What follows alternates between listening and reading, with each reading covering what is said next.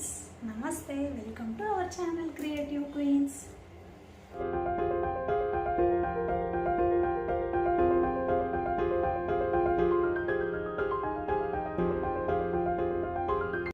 ಇವತ್ತು ನಮ್ಮ ಕ್ವೀನ್ಸ್ಗೆ ಯೂಸ್ ಆಗುವಂತಹ ಅಡುಗೆ ಮನೆ ಟಿಪ್ಸ್ನ ಹೇಳ್ತಾ ಇದ್ದೀನಿ. Tip number 1. ಸರ್ವೇ ಸಾಮಾನ್ಯವಾಗಿ ಪ್ರತಿಯೊಬ್ಬರಿಗೂ ಇಷ್ಟವಾಗುವಂತಹ ವೆಜಿಟೇಬಲ್ ಅಂದರೆ ಬೆಂಡೆಕಾಯಿ. ಆದರೆ ಇದನ್ನು ಬೇಯಿಸಬೇಕಾದ್ರೆ ಎಲ್ಲರೂ ಫೇಸ್ ಮಾಡುವಂತಹ ಪ್ರಾಬ್ಲಮ್ ಇದರಿಂದ ಬರುವಂಥರ ಜಿಗುರು. ಇದನ್ನು ಕಡಿಮೆ ಮಾಡೋಕ್ಕೆ ಅಂದರೆ ಈ ಜಿಗುರನ್ನ ಕಂಪ್ಲೀಟಾಗಿ ಕಡಿಮೆ ಮಾಡೋಕ್ಕೆ ನಾನೀಗ ನಿಂಬೆಹಣ್ಣ ಬಳಸ್ತಾ ಇದ್ದೀನಿ. ಕ್ವಾಂಟಿಟಿ ಬೆಂಡೆಕಾಯಿ ಕಡಿಮೆ ಇರೋದ್ರಿಂದ ಇಷ್ಟು ಸಣ್ಣ ಪೀಸ್ ನಿಂಬೆಹಣ್ಣಿನ ರಸವನ್ನು ಅದಕ್ಕೆ ಹಾಕಿದರೆ ಅದರಲ್ಲಿರುವ ಜಿಗುರು ಎಲ್ಲ ಹೋಗಿ ಬೆಂಡೆಕಾಯಿ ಬಿಡಿ ಬಿಡಿಯಾಗಿ ಚೆನ್ನಾಗಿ ಫ್ರೈ ಆಗುತ್ತೆ. Tip number 2.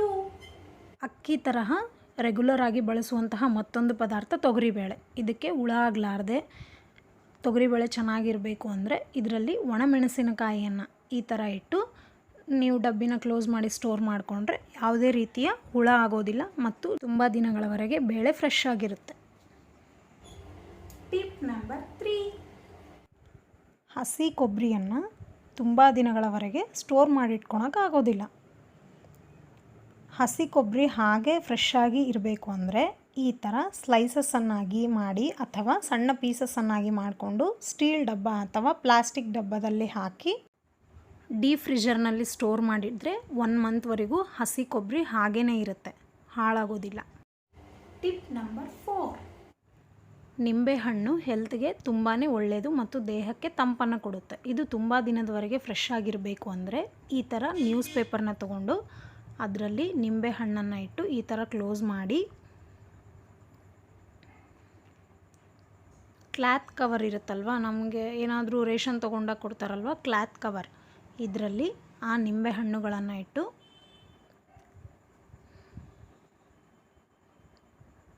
ನೋಡಿ ಈ ಥರ ಇಟ್ಟು ಕವರ್ನ ಕ್ಲೋಸ್ ಮಾಡಿ ಫ್ರಿಜ್ಜಲ್ಲಿ ಸ್ಟೋರ್ ಮಾಡಿಟ್ಕೊಂಡ್ರೆ ತುಂಬ ದಿನಗಳವರೆಗೆ ನಿಂಬೆಹಣ್ಣು ಫ್ರೆಶ್ ಆಗಿರುತ್ತೆ. Tip number 5. ಹೆಸರುಬೇಳೆ ಪೌಡರ್ ಅಂದರೆ ಹೆಸರುಬೇಳೆನ ಮಿಕ್ಸಿ ಮಾಡಿ ಮತ್ತು ನಿಂಬೆಹಣ್ಣು ಇವೆರಡನ್ನು ಬಳಸ್ಕೊಂಡು ಬೆಳ್ಳಿ ಪಾತ್ರೆಗಳನ್ನು ಹೇಗೆ ಕ್ಲೀನ್ ಮಾಡೋದು ಅಂತ ತೋರಿಸ್ತಾ ಇದ್ದೀನಿ ನೋಡಿ. ಮೊದಲು ಹೆಸರುಬೇಳೆ ಪೌಡರ್ಗೆ ನಿಂಬೆಹಣ್ಣಿನ ರಸವನ್ನು ಸೇರಿಸಿ ಅದನ್ನು ಚೆನ್ನಾಗಿ ಮಿಕ್ಸ್ ಮಾಡಿ ಈ ಮಿಶ್ರಣವನ್ನು ಯಾವುದೇ ಬ್ರಷ್ಷಿನ ಸಹಾಯವಿಲ್ಲದೆ ನಿಮ್ಮ ಕೈಯಿಂದನೇ ಈ ಥರ ಎಲ್ಲ ಕಡೆ ಚೆನ್ನಾಗಿ ಉಜ್ಜಿ ಬರೀ ನೀರಿಂದ ತೊಳೆದು ಒಂದು ಶುಭ್ರವಾದ ಬಟ್ಟೆಯಿಂದ ಒರೆಸ್ಕೊಂಡ್ಬಿಟ್ರೆ ನೋಡಿ ಎಷ್ಟು ಕ್ಲೀನಾಗಿದೆ, ಒಂದು ಸ್ಕ್ರ್ಯಾಚೂ ಆಗೋದಿಲ್ಲ. Tip number 6. ಹಸಿ ಕೊಬ್ಬರಿ ಎಲ್ಲರಿಗೂ ತಿನ್ನೋಕ್ಕಿಷ್ಟ, ಆದರೆ ಅದನ್ನು ಚಿಪ್ಪಿನಿಂದ ಬೇರ್ಪಡಿಸೋದು ಸ್ವಲ್ಪ ಕಷ್ಟ. ಇವತ್ತು ನಾನು ಚಿಪ್ಪಿನಿಂದ ಕೊಬ್ಬರಿಯನ್ನು ಈಸಿಯಾಗಿ ಯಾವ ರೀತಿ ಬೇರ್ಪಡಿಸೋದು ಅಂತ ತೋರಿಸ್ತೀನಿ. ಮೊದಲು ಪಾತ್ರೆಯಲ್ಲಿ ಈ ಥರ ನೀರನ್ನು ಇಟ್ಕೊಳ್ಳಿ. ಅದು ಕುದಿ ಹಿಡಿದ ಮೇಲೆ ಅಂದರೆ ಸ್ವಲ್ಪ ನೀರು ಕುದೀತಾ ಇರಬೇಕಾದ್ರೆ ಆ ಕೊಬ್ಬರಿ ಚಿಪ್ಪನ್ನು ಅದರಲ್ಲಿ ಮುಳುಗಿಸಿ ಹಾಕಿ 2 ರಿಂದ 3 ನಿಮಿಷ ಹಾಗೆ ಬಿಡಿ.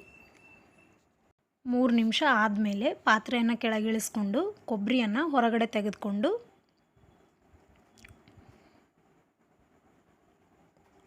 2 ನಿಮಿಷ ಹಾಗೆ ಅದನ್ನು ಬಿಡಿ. ನಂತರ ಚಾಕುವಿನ ಸಹಾಯದಿಂದ ಈ ಥರ ಕೊಬ್ಬರಿಯನ್ನು ತೆಗೀರಿ.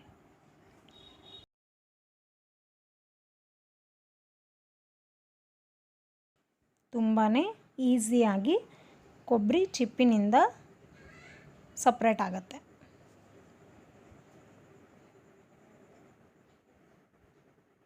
ನೋಡಿ ಎಷ್ಟು ಈಸಿಯಾಗಿ ಬಂತು, ಒಂದು ಸ್ವಲ್ಪನೂ ಚಿಪ್ಪಿಗೆ ಕೊಬ್ಬರಿ ಅಂಟಿಲ್ಲ. ನೋಡಿದ್ರಲ್ಲ ಫ್ರೆಂಡ್ಸ್, ಅಡುಗೆ ಮನೆಗೆ ಯೂಸ್ ಆಗುವಂತಹ ಟಿಪ್ಸ್.